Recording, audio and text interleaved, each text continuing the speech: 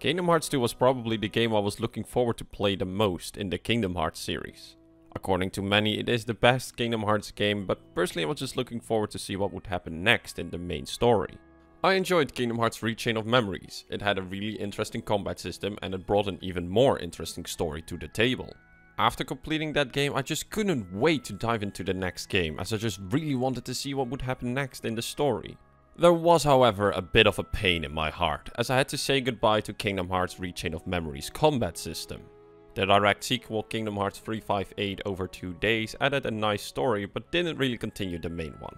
The PlayStation 4 remaster also had no gameplay, as it was just one long cutscene, so until I get a DS copy of the game, I won't review it. Still, these two titles actually make me very curious to see what would happen next in the main story. But the story was not the only thing that I was curious about. Kingdom Hearts 1 was fun, but the gameplay had some serious issues. And every time I mentioned these issues in a discussion about Kingdom Hearts 1, everyone would point at Kingdom Hearts 2 saying those issues were solved there. So I'm curious to see how they solve it and if they expand on it as well. So let's find out how they did that and if Kingdom Hearts 2 is the best Kingdom Hearts game in the series. But most importantly, let's see if this is a good game.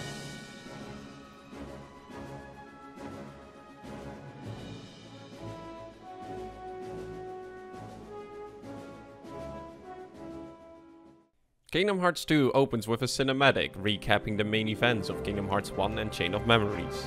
As you can expect from Square Enix, the cinematic is very detailed and just nice to watch. At first I wasn't sure if I liked the song that was used in the opening, but it started to grow on me as I listened more to it. And even though the song wasn't written for the game, the lyrics actually has a lot of connections to the overall story of Kingdom Hearts without looking too deep into it. Personally, I wished more games would use music like this. It adds a good layer of emotion and experience to the game. However, after the cinematic, the game slips and falls down a couple of stairs. While I do like it that you get thrown into the game right away, I don't like it that the first interactions with the game are boring, annoying and frustrating minigames. It ruins the start of the game more or less, as you can't skip this part and the time spent on doing these minigames solely depends on how well you do them. It's just a shame that the excellent opening of this game is completely wasted by the roughness of the prologue. Throughout the prologue you play as Roxas, which was introduced in Kingdom Hearts 358 over 2 days. The story doesn't really move in this part of the game. Roxas and friends try to make the most out of the remaining days of their summer vacation. However, some weird things begin to happen around town and they're trying to figure out what's going on.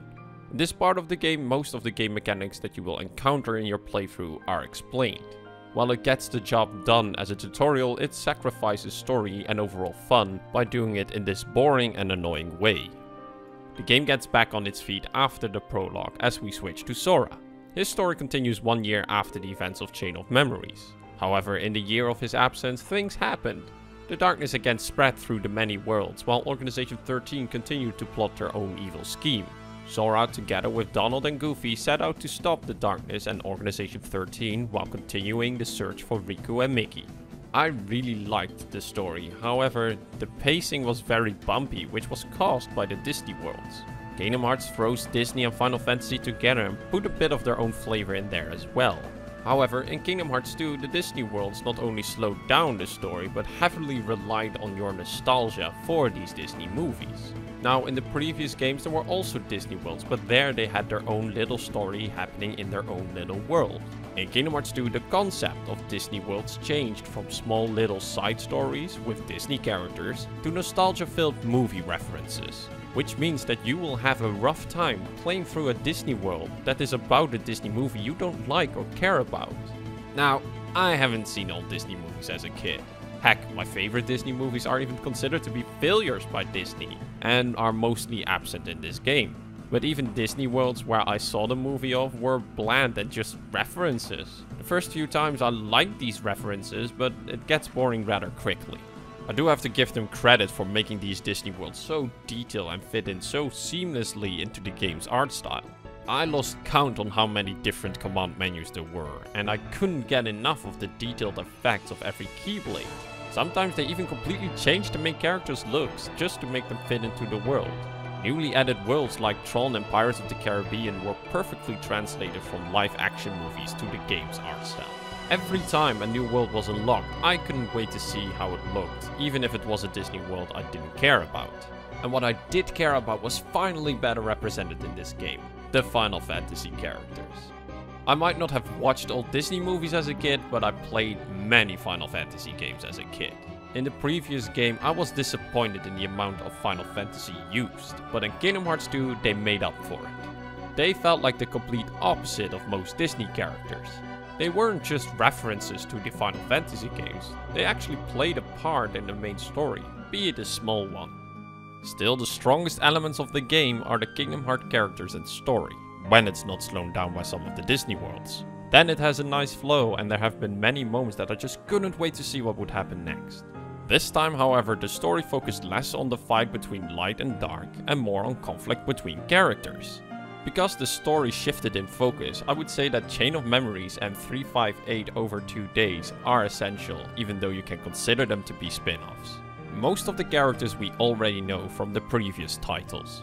Of course, Sora, Donald and Goofy are in it, and just like in Chain of Memories, were a joy to watch in cutscenes. However, their development in Kingdom Hearts 2 was even better than in Chain of Memories, as their interaction with the world and each other felt more natural.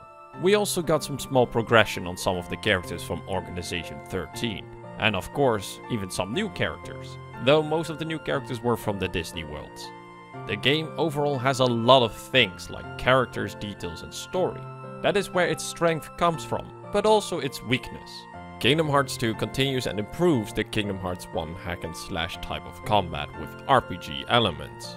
Kingdom Hearts 1's combat system had a decent amount of problems, but in Kingdom Hearts 2 many of those problems are fixed. At the start of the game the combat is most similar to Kingdom Hearts 1. As you progress through the game and level up, you unlock more skills and options to tweak your playstyle. The depth of this system is not great, but at least more noticeable in Kingdom Hearts 2 than it was in its predecessor. One of the more noticeable changes is the counter system. Enemies and bosses' attacks can be countered from time to time with the triangle button. This usually gives you an advantage in the battle and adds a nice layer to the combat. There are also QTE moments during boss battles. You get these cool cutscenes during the fights, however, the QTEs aren't really QTEs.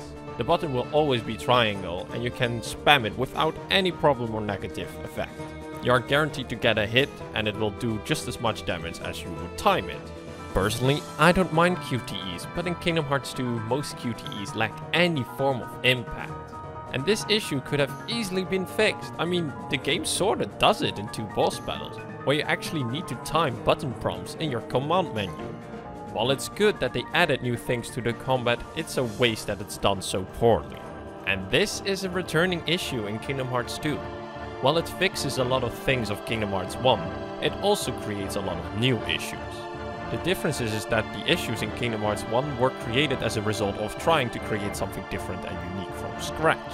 While as in Kingdom Hearts 2, the issues are created as the game tries to be everything. I mean, the amount of combat mechanics this game has goes beyond what is necessary.